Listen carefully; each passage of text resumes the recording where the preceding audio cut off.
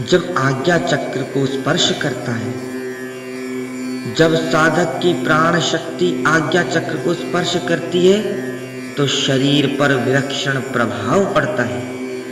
इस अवस्था में विष, दर्द, रोग, जरा यानी बुढ़ापा, शुद्धा, नींद, तंद्रा, मृत्यु आदि की अनुभूति नहीं होती।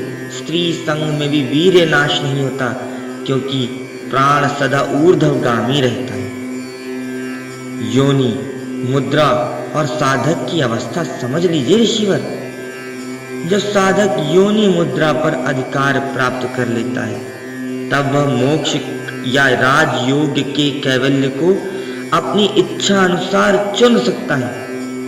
खेचरी मुद्रा में जब अमृत का स्त्राव होता है तो तालु से जो ऊर्जा प्रकट होती है उससे बुढ़ापे के लक्षण समाप्त हो जाते हैं, जैसे चेहरे की झुर्रियां, बालों में सफेदी, कप कभी आदि के प्रभाव नहीं दिखते। हे ऋषिवर, ये भी जानिए, बढ़ी हुई भूख और शक्ति।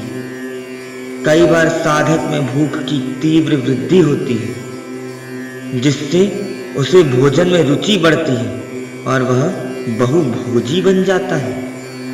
यदि कोई साधक खींची मुद्रा को एक प्रहर तक बनाए रखता है तो उसमें बुढ़ापे के लक्षण नहीं दिखते, यहाँ तक कि मृत्यु भी उससे दूरी बनाए रखती है। कुंभक प्राणायाम और रोग नियंत्रण ये आवश्यक है ऋषिवर। जो साधक योनि मुद्रा में सिद्धि प्राप्त करता है वह केवल कुंभक प्राणायाम से रोगों, तामसिक वृत्तियों पर पूर्ण नियंत्रण पा लेता है। विभिन्न योग मुद्राओं के प्रभाव, हे ऋषिवर, ये अवश्य जान लीजिए। विभिन्न यौगिक मुद्राओं का शरीर पर असाधारण परिणाम होता है। पैर की उंगलियों को उरु क्षेत्र पर टिकाकर यदि कुंभक प्राणायाम का अभ्यास किया जाए तो दुख, पीड़ा, ग्लानि आदि से साधक अप्रभावित रहता है। उसे काव्य का ज्ञान प्राप्त होता है। रोग निवारण शक्ति दृढ़ होती है। हे ऋषिवर, ध्यान और इंद्रिय संयम के लाभ भी जान लीजिए। नासाग्रह पर ध्यान केंद्रित करने से साधक दिव्य गंध की अनुभूति करता है और मन का नियंत्रण प्राप्त करता है।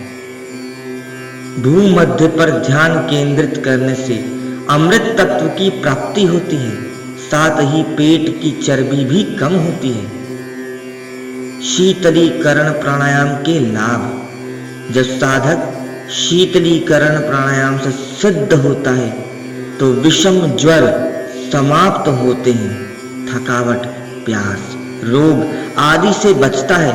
उसकी वाणी स्पष्ट मधुर हो जाती है। यदि वह वीर्य संवरण में सफल होता है तो उसकी दृष्टि सौम्य और आकर्षक बनती है। निष्कर्ष, प्राणायाम, मुद्राएं और ध्यान के ये विशेष अभ्यास न केवल शरीर की शुद्धि और आरोग्यता प्रदान करते हैं, बल्कि साधक को अमरत्व, दिव्यता, संयम और यौगिक सिद्धियों की ओर ले जाते हैं। यह राजयोग का मार्ग है जहाँ साधक स्वयं अपनी चेतना का स्वामी बनता है।